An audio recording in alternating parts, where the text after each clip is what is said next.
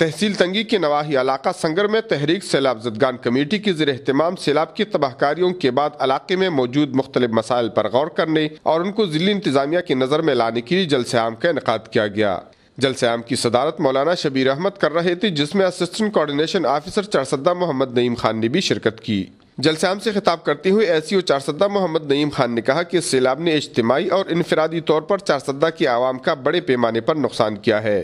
انہوں نے کہا کہ ضلعی انتظامیہ نے فوری اقدامات کے طور پر متاثرین کو وطن کارڈ کے ذریعے مالی امداد پہنچائی، جس سے اب تک 20,000 متاثرہ خاندان مستفید ہوئے۔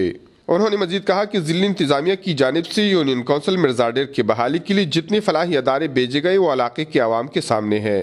انہوں نے مولانا شبیر احمد کی جانب سے نہر کے لیے اپنی زمین وقف کرنے پر ان کا شکریہ ادا کیا، جس سے 4 یونین کونسلوں کے آپاشی نظام سے زمینوں کو دوبارہ زراعت کے قابل بنایا جائے گا۔ ایس.ای.او چارسدہ نے یقین دلایا کہ ضلعی انتظامیہ چارسدہ عوام کے ساتھ کی گئے وعدے ضرور پورے کرے گی۔